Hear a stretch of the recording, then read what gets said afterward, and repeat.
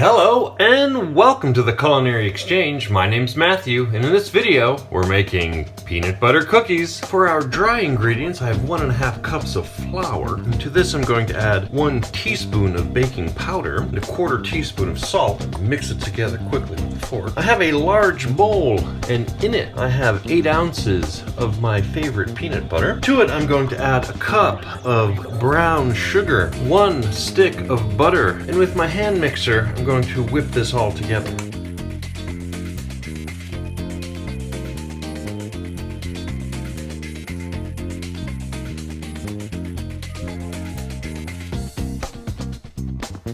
Whip this together.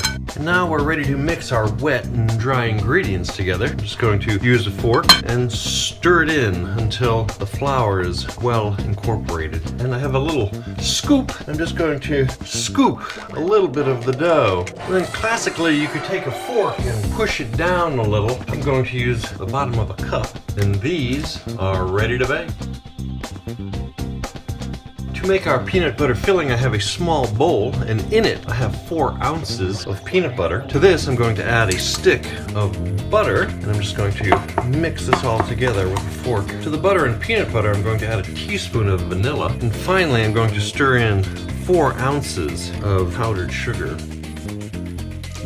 Our cookies are just out of the oven. You can see they've gotten nice and puffed up, just beginning to get golden brown. I'll transfer these to a wire rack to cool. When they're fully cooled, we'll put the filling inside them. Our cookies are nice and cool, and I have our filling, and I also have some of my favorite strawberry jam. I'm just going to make sandwiches. I have some of our cookies, and this one I rolled in sugar before baking. You can see, get a nice sugary crust on it. Here's one that I stuffed with our peanut butter filling and a little bit of jam as well. Let's give it a taste.